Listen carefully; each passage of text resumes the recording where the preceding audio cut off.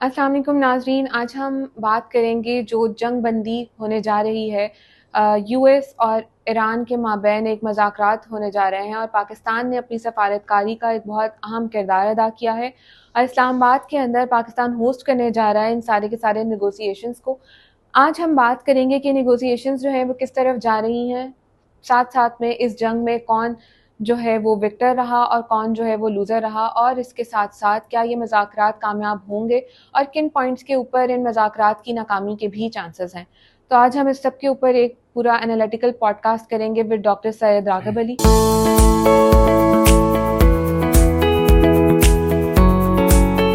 तो हम वेलकम करते हैं सर को। अस्सलाम वालेकुम सर, कैसे हैं? वालेकुम सलाम, आप ठीक हैं? जी सर, अल्हम्दुलिल्लाह। सर, ये जो नेगोशिएशंस होने जा रही हैं, सबसे पहले तो मैं ये पूछना चाहूँगी कि जो जंग बंदी है ये कैसे मुमकिन हुई, और इसके अंदर जो आखिरी 24 घंटे थे वो बहुत क्रिटिकल थे, तो उनके अंदर क्या ऐसे जो थे वाक़यात हुए और पाकिस्तान का इसके अंदर क्या रोल रहा? देखिए जी, वो जो 24 घंटे हैं वो बड़े ही एक परप्लेक्सिंग, बड़े ही इंटेंस जो है ग्लोबल एनवायरनमेंट में वो 24 घंटे गुजरे। अगर हम उन 24 घंटों को थोड़ा सा समराइज करें जी। तो मेरे ख्याल में कि सबसे पहले उसका जो स्टार्ट है वो वहाँ से हुआ जब ट्रम्प साहब को ये रिक्वेस्ट की गई कि ये जो आप डेडलाइन आपने दी है इसको एक्सटेंड करें, तो उन्होंने डेडलाइन को एक्सटेंड करने से इनकार कर दिया। तो जब वो स्टेटमेंट आई तो इंटरनेशनल मीडिया पे फिर मेरा ख्याल है कि काफ़ी सरासीमगी जो है वो फैल गई, लोग बहुत टेंशन में आ गए। उसके फ़ौरन बाद हुआ क्या? उसके फ़ौरन बाद ये हुआ कि उन्होंने कुछ ऐसी लैंग्वेज यूज़ की ट्रम्प साहब ने ईरानियंस के बारे में, और वो कि उसके फ़ौरन बाद बहुत सारे जो डेमोक्रेटिक जो डेमोक्रेट्स जो थे सेनेटर, उन्होंने ये डिमांड करनी शुरू कर दी कि जी 25th अमेंडमेंट को इन्वोक किया जाए, और ये जो 25th अमेंडमेंट को इन्वोक करने का मतलब है कि इम्पीचमेंट कर दी जाए प्रेसिडेंट ट्रम्प की। उन्होंने कहा जी कि ये बहुत जो है ना, he is going out of proportion now, क्योंकि काफ़ी अनएथिकल लैंग्वेज यूज़ की गई थी उनके। जी, अनएथिकल लैंग्वेज यूज़ की गई। उसके फ़ौरन बाद ये हुआ कि एक और खबर ये आ गई, ये this is how the things were developing, जो हमने देखा, सारा पूरी दुनिया ने देखा कि यूके ने अपने अड्डे अमेरिका को इसलिए देने से इनकार कर दिए कि उन्होंने कहा कि जी हम वो आपको अड्डे इसलिए नहीं दे सकते कि यहाँ से आप अपने जहाज आपके उड़ें और जाकर ईरान के जो पावर प्लांट्स को तबाह करें, तो इसके लिए we are not ready to. तो एक ये भी लोगों को हो गया कि जी ये वेस्ट जो है या नेटो जो है या इवन यूके और बहुत सारे मुल्क जो हैं वो कोऑपरेट नहीं करेंगे। तो एक ये मॉरल प्रेशर जो है, उसका सिग्नल ये गया कि प्रेशर जो है वो it is now shifting towards जो है ना यूएस प्रेसिडेंट। उसके बाद 2-3 और इवेंट्स हुए। वो ये हुए कि चाइना और जापान जो हैं उनमें से खबरें आनी शुरू हो गई कि जी ऑयल की जो प्राइसेस, जो बढ़ती हुई प्राइसेस हैं, उसकी वजह से वो सोच रहे हैं कि कोई हम पैकेजेस वगैरह अनाउंस करें। और इंडिया ने तो प्रैक्टिकली पैकेज अनाउंस किया उसके फ़ौरन बाद। उन्होंने कहा जी 26.7 बिलियन जो है ना रुपीज़ हमने रखे हैं उन बिजनेसेस के लिए जिनका बिजनेस इस वक्त अंडर प्रेशर आ गया है, मिडल ईस्ट के साथ उनका बिजनेस था, तो हम उनको सपोर्ट पैकेज देंगे, जिससे ये सिग्नल गया कि जो इकोनॉमिक मेल्टडाउन की बात की जाती है वो शायद आने वाला है। ठीक है। ये चीज़ें जब डेवलप हो रही थी तो बहुत सारी चीज़ें वाइट हाउस के बीच में भी हो रही थी। उसकी जो एक बड़ी अजीब सी खबर आई एकदम, वो कहा गया कि जी वाइट हाउस में एक ऑलरेडी प्लान्ड प्रेस ब्रीफिंग थी, मीडिया ब्रीफिंग थी, जिसमें शायद जो उनके जनरल्स थे उन्होंने भी आना था और उन्होंने प्रेस कॉन्फ्रेंस करनी थी, उसको बगैर बताए हुए अचानक कैंसिल कर दिया। उनको जब कैंसिल किया गया तो एक बहुत सारे लोग जो है वो ये समझने लग पड़े कि जी ये कोई हालात जो है ना ख़राब होने की तरफ जा रहे हैं। फिर आखिरी जो उसका कल्मिनेशन पॉइंट उस वक्त आया कि जब ट्रम्प साहब ने एक ट्वीट कर दी कि जी आज जो है शायद दुनिया की एक बहुत बड़ी तहजीब जो है उसका ख़ात्मा जो है हम देखेंगे। तो ये तकरीबन इस वक्त 8 घंटे रह गए थे मेरा ख्याल अल्टीमेटम में। तो ये वो पॉइंट था जो जहाँ पर ये तकरीबन सर्टन हो गया कि America is going to attack, और पूरी दुनिया, बहुत सारे ममालिक, सारी दुनिया के लीडरशिप भी, लोग भी वो परेशान हो गए कि जी ये तो एक बहुत बड़ा शायद हादसा होने जा रहा है, शायद खुदा न खास्ता तीसरी आलमी जंग होने जा रही है।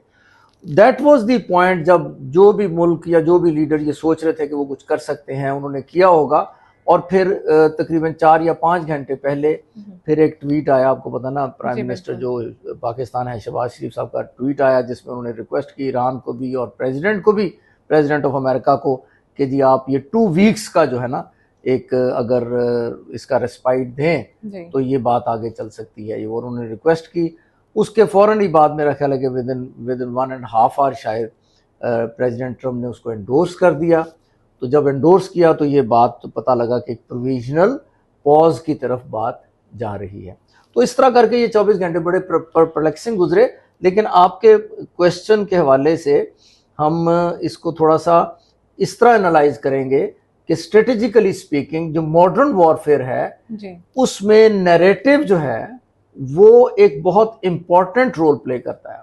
यानी नैरेटिव जो है इन इटसेल्फ एक वेपन की शक्ल इख्तियार कर चुका है। यानी ट्रम्प साहब की थ्रेट्स ने ही तकरीबन स्ट्रेटेजिक एनवायरनमेंट जो है वो पैदा कर दी, एक सिक्योरिटी सिचुएशन पैदा कर दी। तो ये नैरेटिव को यूज करना और नैरेटिव बिल्ड करना ये अब मॉडर्न वॉरफेयर का एक बहुत इंपॉर्टेंट पार्ट बन चुका है, जिसका हमने बेसिकली रिफ्लेक्शन देखा इन दी 24 आवर्स बिफोर दी पॉज। तो इसको इस पर्सपेक्टिव में हमें देखना चाहिए। ठीक है सर, आप ये बताइए कि जो मुज़ाकरात होने जा रहे हैं उनके अंदर आपको ईरान और अमेरिका में से कौन ज़्यादा मुस्तहकम नज़र आता है और कौन जो है वो ज़्यादा पावरफुल जो है वो इस चीज़ के लिए आप देखते हैं? पहले तो आप अपनी राय बताएं कि आपको क्या लगता है कि इन दोनों में से कौन इस वक्त जो है, कौन सा country is coming from the position of strength जिसे कहते हैं, आपके ख्याल में कौन आ रहा है? सर अगर आप मेरा पॉइंट ऑफ व्यू देखें तो मेरा ख्याल है अगर हम स्ट्रेंथ की बात करें तो वह ईरान जो है वो मुझे ज़्यादा मुस्तहकम नज़र आता है। बिकॉज जो है डील जिसको कहा जा रहा था कि वो उनके एंड पर ज़्यादा, यानी उनके जो पॉइंट्स हैं, अगर पहले उन्होंने 5 पॉइंट्स दिए फिर उन्होंने उनको 10 पॉइंट्स में कन्वर्ट कर दिया। तो मेरा ख्याल है कि जो अगर हम उन पॉइंट्स के ऊपर बातचीत करें या उनको देखें तो फिर मुझे तो ईरान का समझ में आता है कि ज़्यादा, क्योंकि जो अमरीकी जो लीडरशिप है, जैसे अगर हम ट्रम्प साहब की बात करें तो उनके जो भी बयानात हैं वो बहुत ज़्यादा बदलते रहे हैं। ईरान की लीडरशिप में उसके बिल्कुल हमें अलग चीज़ नज़र आती है कि जो वो कह रहे थे वो कर रहे थे और जो वो कर रहे थे उसको वो ओन भी कर रहे थे। ये काफ़ी हद तक आपकी बात बड़े अच्छे तरीके से आपने इसको एड्रेस किया बेसिकली। लेकिन बेसिक पॉइंट इसमें क्या है? बेसिक पॉइंट ये है कि अटैक किया था अमेरिका ने, बिल्कुल ठीक है, और थ्रेट टू अटैक भी अमेरिका ने ही की थी। तो अमेरिका ने ही अपनी थ्रेट को जो है ना वो टेम्परेरीली पॉज किया। ठीक है। तो इसका मतलब ये है कि ये जो स्ट्रेंथ है निगोशिएशंस की और ये जो टिल्ट है समझ लें, ये ऑटोमेटिकली फिर ईरान की तरफ शिफ्ट हो गया। बिकॉज ईरान ने तो नहीं कहा ना, अमेरिका ने कहा ना कि हम अटैक करेंगे, एंड देन दे पॉज्ड, जबकि अभी तक निगोशिएशन स्टार्ट नहीं हुई। So Iran is psychologically coming to the negotiations from a position of strength. उसमें जो मीडिया हैंडलिंग है वो ट्रम्प साहब की बड़ी ज़बरदस्त मीडिया हैंडलिंग होती है, और वो बड़ी बातें उन्होंने कही, जैसे उन्होंने जो ही कहा उन्होंने कहा जी ये डर गए हैं, ये इस तरह हो गया है, इनका हमने तबाह कर दिया, नेवी तबाह कर दी, हमने सारे ऑब्जेक्टिव। तो वो जो है ना, वो मैंने बताया ना कि जो मॉडर्न वॉरफेयर है ना, इसमें ये नैरेटिव बिल्डिंग स्टेटमेंट्स की बड़ी वैल्यू है। ये statements have been weaponised now, it is a kind of weapon he has in his, जो वो ट्वीट करते हैं ना। तो जो मॉडर्न वॉरफेयर को समझते हैं, जो हाइब्रिड वॉरफेयर को लोग समझते हैं, वो ये उनको इस बात का आइडिया है कि ये जो ट्रम्प साहब ट्वीट्स करते हैं तो ये these are not without any purpose. हमारी बात यह है कि जो आपका पॉइंट है कि जी कौन इसमें ज़्यादा स्ट्रेंथन्ड पोजीशन में आ रहा है, तो ईरान जो है ना वो definitely from a position of strength he is joining the negotiation. But having said that, जो दोनों की पावर प्रोजेक्शन, पावर डायनेमिक्स का डिफरेंस है वो क्योंकि बहुत ज़्यादा है। Iran is on the taking and, और वो जो है वो समझ लें America is on the giving and. वो अटैक कर रहा है और वो उसको रोकना मुश्किल है। तो वो जो एसिमेट्री है पावर की, उसकी वजह से अमेरिका की पोजीशन ज़रा डिफरेंट हो जाती है। तो अगर हम इसको लॉजिकली और नेगोशिएशंस के पॉइंट ऑफ व्यू से देखें तो Iran definitely position of strength से ज्वाइन कर रहा है, अमेरिका पोजीशन ऑफ स्ट्रेंथ से ज्वाइन नहीं कर रहा। लेकिन नेगोशिएशंस के बीच में अमेरिका जो है वो कितना रिसीड करेगा और कितना वो वापस आ जाएगा, that is yet to be seen. उसको निगोशिएशन जब स्टार्ट होंगी, उनका आउटकम आना शुरू होगा तो उसी वक्त पता चलेगा। लेकिन इसमें फिलहाल ईरान की निगोशिएशंस के पॉइंट ऑफ व्यू से पोजीशन जो है वो अमेरिका से मुस्तहकम है, by any means, by all standards. और सर आप क्या समझते हैं कि नेगोशिएशन के बीच में कौन सा ऐसा पॉइंट है जो डील ब्रेकर साबित हो सकता है और मज़ाकरात को जो है वो नाकामी की तरफ भी लेकर जा सकता है? तो आप ज़रा उन पॉइंट्स के ऊपर अगर कुछ हमें बता सकें तो। जी, इससे पहले हमें ये डिस्कस करना चाहिए बेसिकली कि मुज़ाकरात जो हैं, जो नेगोशिएशन होने जा रही हैं, उनमें पॉइंट्स कौन कौन से डिस्कस होने के चांस हैं। सबसे पहले हम ये देखें, दो चीज़ें हमें देखनी चाहिए। एक तो हमें देखनी चाहिए कि जो दोनों की टीम्स आ रही हैं वो कौन कौन सी हैं। अमेरिका की टीम के अंदर 3 मेंबर्स हैं, समझ लें, लेड बाय जेडी वैंस जो है उनके वाइस प्रेसिडेंट हैं। उसके बाद स्टीव विटकॉफ जो के रिप्रेजेंटेटिव हैं बेसिकली मिडल ईस्ट के, envoy for middle east from the Americans, तो उनका रोल ये है। और तीसरे जो हैं उनके जो जैरेड कुशनर हैं। ये 3 लोग जो हैं ये अमेरिका की तरफ से हैं। और उस दूसरी जो ईरान है उनकी तरफ से उनके एक तो स्पीकर हैं जो कैलिबाफ जो आ रहे हैं, और साथ ही साथ उनके जो फॉरेन मिनिस्टर हैं अब्बास अरागची जो हैं। ये 2 लोग ईरान की तरफ से सपोजिडली और लाइकली आ रहे हैं, और 3 लोग जो हैं उधर से आ रहे हैं। अब अगर आप इनकी टीमों का कॉन्स्टिट्यूशन देखें या समझ लें कि इनकी जो लोग selection of the people who are going to negotiate, उनको अगर हम देखें तो ये इन इटसेल्फ भी एक बहुत बड़ी, मेरे ख्याल में, मेरा अपना पॉइंट है कि ये डील ब्रेकर है। ये किस तरह है, ये बड़ी अजीब सी बात मैंने कही और आपको लगा भी होगा कि व्हाट आई हैव सेड। आप जेडी वैंस को बीच में से निकाल दें, उनका रोल जरा डिफरेंट है because he is the vice president. दोनों लोग जो बाकी आ रहे हैं, जो विटकॉफ हैं और जो कुशनर हैं, इनको अगर आप इनकी थोड़ी सी बैकग्राउंड देखें तो जैसे विटकॉफ हैं, उन्होंने आने से पहले ही ऐसा इंप्रेशन जो है उनका है कि जी he is not for negotiation.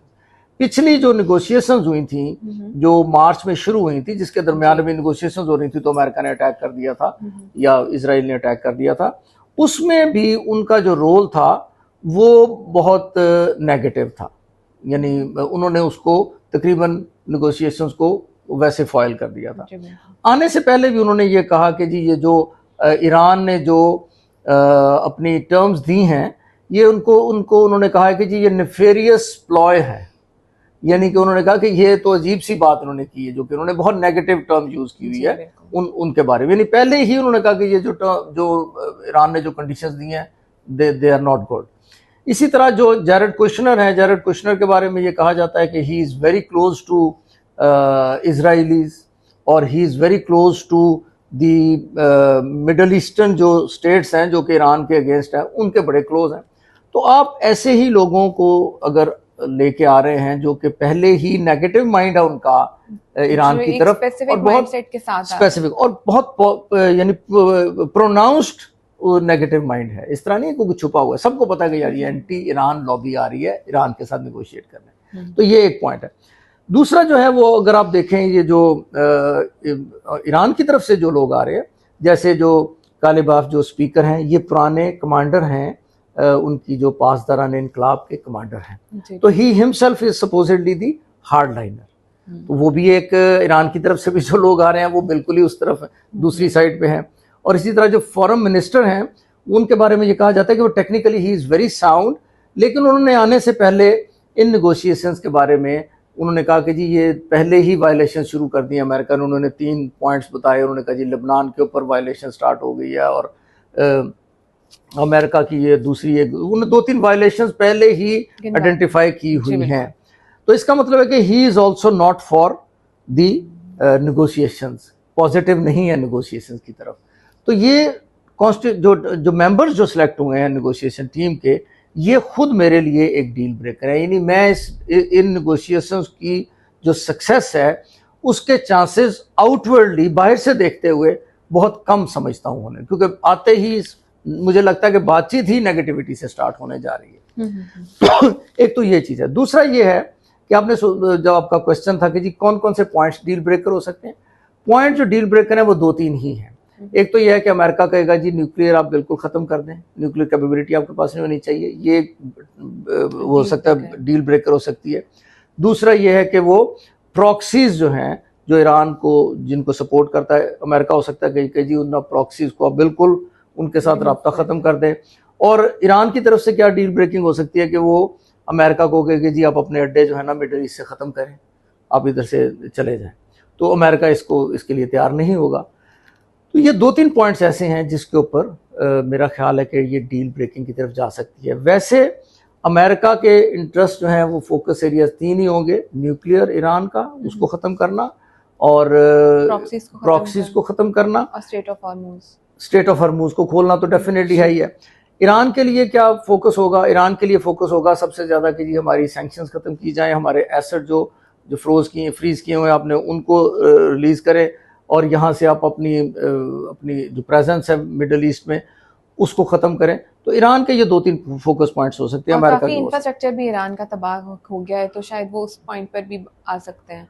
वो असल में वो जो है ना, उनको मेरा ख्याल ये है कि हरमूज के ऊपर अगर वो जो टैक्स ये लगा रहे हैं उसको वो कह रहे हैं कि जी इसको हम अपने रीबिल्ड के लिए करें। तो अगर अमेरिका वो एक्सेप्ट कर लेता है, जो मेरा ख्याल है उनको एक्सेप्ट करना पड़ेगा at the end of the day, तो वो जो पैसा उधर से आया करेगा वो फिर रिकंस्ट्रक्शन में वो लगाएंगे। वो ईरान के लिए for all times to come एक बहुत बड़ा जो है ना वो डोर ओपन हो रहा है। तो दिस इज हाउ मेरा ख्याल है कि नेगोशिएशन को हमें देखना चाहिए। But we should even then we should keep our fingers crossed, ताकि जो पाकिस्तान जो एक बड़ी ज़बरदस्त पाकिस्तान ने जो एफर्ट की हुई है वो कामयाब हो। तो सर अभी तक जितनी भी जंग हुई है, क्योंकि अभी जंग बंदी से पहले जो जंग चल रही थी इसराइल के, ईरान के और अमेरिका के दरमियान, तो उसके अंदर आप क्या समझते हैं कि कौन लूजर है और कौन विक्टर है इस जंग का? फिर आप बताएं पहले कि कौन लूजर है आपके ख्याल में? सर मैं समझती हूँ कि अभी भी कुछ भी फाइनलाइज नहीं है। हाँ। तो आप ही बताएं तो ज़्यादा बेहतर है। फाइनलाइज किस तरह? ये तो आपने अपनी जान बचा ली ना बेसिकली। तो आप ये अपना पॉइंट ऑफ व्यू तो देना कि जी आपके ख्याल में, और आप ये भी कह सकती हैं कि जी ये दोनों बराबर हैं अभी तक, ये भी हो सकता है। सर बराबर तो बिल्कुल हैं। देखिए, लेकिन मैं अगर आप फिर वो इससे पूछें, मैं बाइस नहीं हो रही, लेकिन मैं ये समझती हूँ कि ईरान जो है वो 2 न्यूक्लियर पावर के साथ लड़ रहा है इस टाइम पे, इसराइल भी और अमेरिका भी।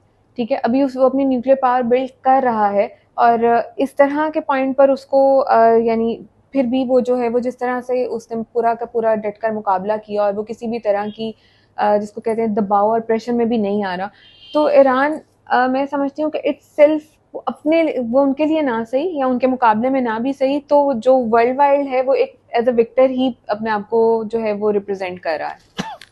ये आपकी बात बिल्कुल ठीक है, और this is the exact answer of this question in fact. अब इसको इस पॉइंट ऑफ व्यू से देखें कि अमेरिका और इसराइल दोनों न्यूक्लियर पावर हैं। I would be repeating that point. उसके बाद उन्होंने अटैक किया, एक बहुत बड़ा अटैक किया, और एक अगर हम उसको जंग की जुबान में कहेंगे तो एक बहुत बड़ी एग्रेशन की उन्होंने, जो भी उनकी डिमांड थी या जो भी उनका पॉइंट ऑफ व्यू था, बट दे अटैक। तो जो अटैक करता है he is the aggressor international politics के हिसाब से। अब आपने एग्रेशन की और उसके बाद आपने फुल अपनी माइट यूज की, बिल्कुल। और ये जो 40 दिन की जंग है, ये यानी 35 to 40 डेज की, ये कोई छोटी जंग नहीं है। जितनी अमेरिका की माइट है इसके लिए तो 2-3 दिन की जंग भी काफ़ी थी। जो खुद भी जो ट्रम्प साहब की जो स्टेटमेंट्स आप देखें, और वो खुद भी शुरू में वो कहते थे कि आई एम अमेज्ड कि ये किस तरह ये बर्दाश्त कर रहे हैं सारा कुछ, और साथ इसराइल पूरा शामिल था जी। और ईरान की तरफ से कम अज कम visibly there was no support. So one country against 2 big countries, nuclear full fledged attack, उसको ऑनस्लॉट को लेना, बर्दाश्त करना ही एक बहुत मुश्किल काम है और बहुत बड़ा काम है जो ईरान ने किया। दूसरी बात यह है कि ईरान की जो जंग थी शुरू में ही वो कहा गया, और ईरान ने अपना शो भी इसी को किया कि that was the war of survival. तो if they have survived that is their victory.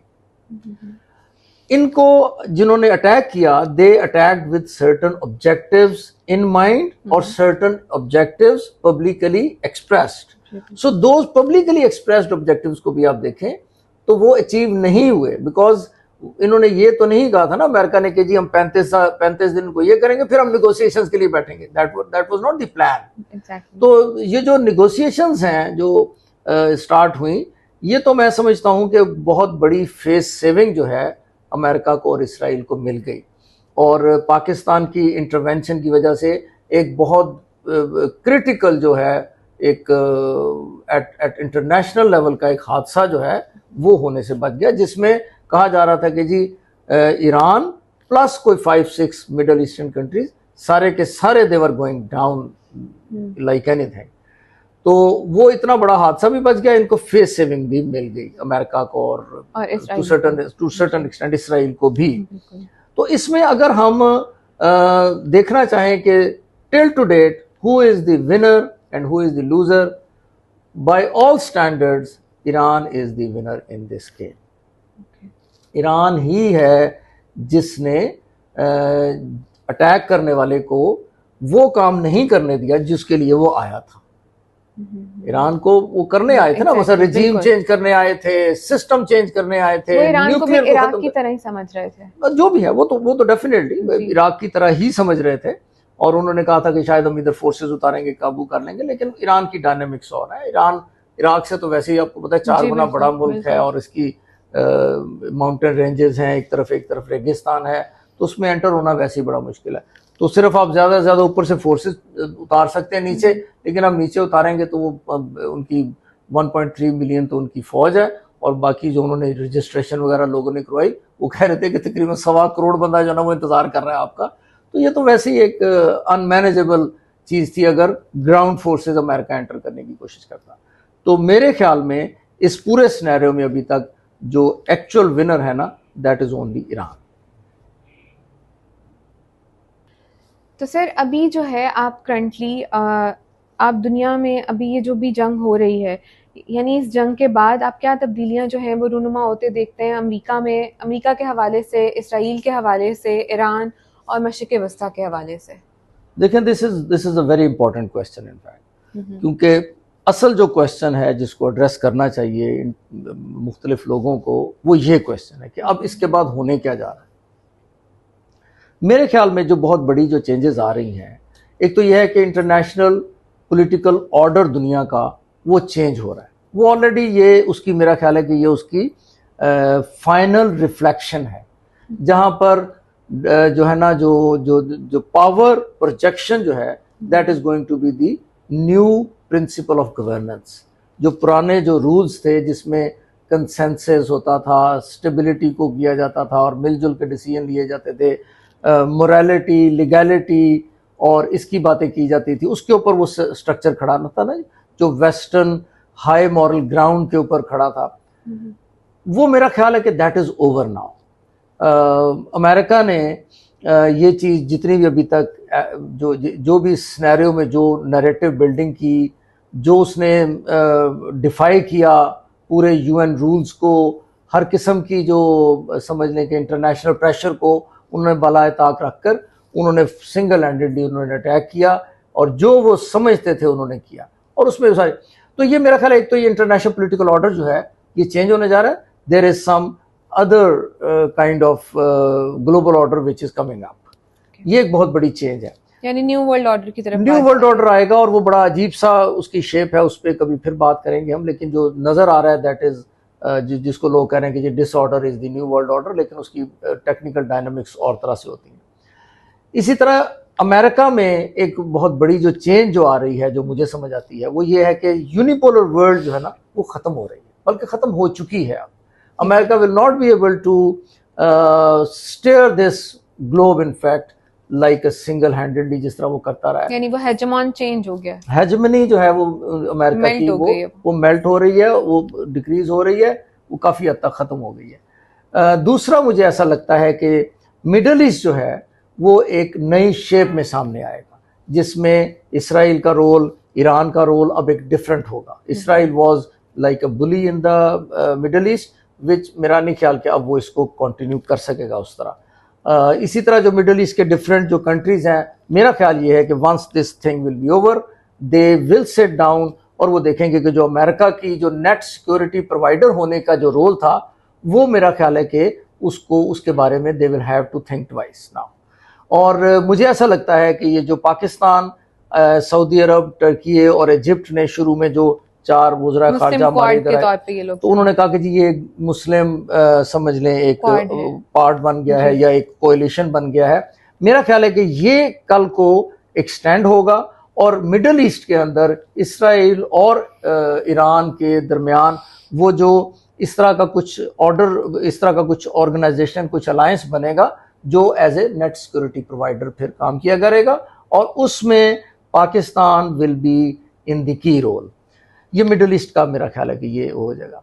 तो इसमें ईरान और इसराइल का भी कवर हो गया, इसमें अमेरिका का भी कवर हो गया जो आपका क्वेश्चन था। आखिरी बात ये है कि नेक्स्ट जो दुनिया है जो भी होने जा रही है ये it will be led by number of countries जिसमें चाइना और Russia will be playing the main leading role, not only America. Okay, thank you so much sir for your all insightful analysis. हम जो है इसके ऊपर फिर further भी जो है वो हम एक डायलॉग करेंगे और एक पूरी का पूरा नेक्स्ट पॉडकास्ट भी हम इंशाल्लाह इसके ऊपर रखेंगे जो भी फर्दर डेवलपमेंट जिसमें आपने भी अपनी इनपुट देनी है। जी बिल्कुल, मैंने आज भी दी है। आज भी आपने थोड़ी सी आज इनपुट दिया। Thank you so much sir for your insightful analysis. अभी हम इसके ऊपर फिर इंशाल्लाह फर्दर डेवलपमेंट्स के ऊपर बात करेंगे। And thank you viewers for watching us. Stay tuned for further national, global and international scenarios.